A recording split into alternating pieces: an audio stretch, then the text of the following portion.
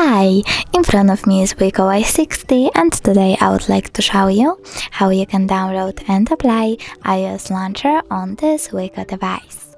First of all, go into Play Store and type iOS launcher.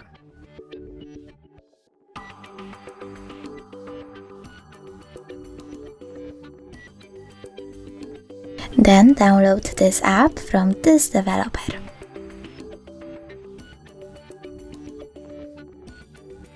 Now open it.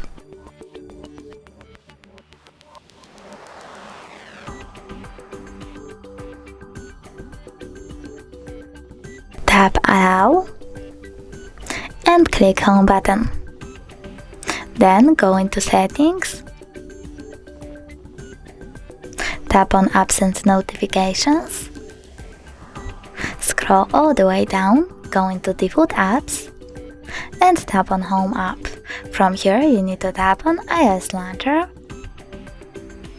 and click Got it. As you can see, iOS launcher was applied successfully on my WIKO device.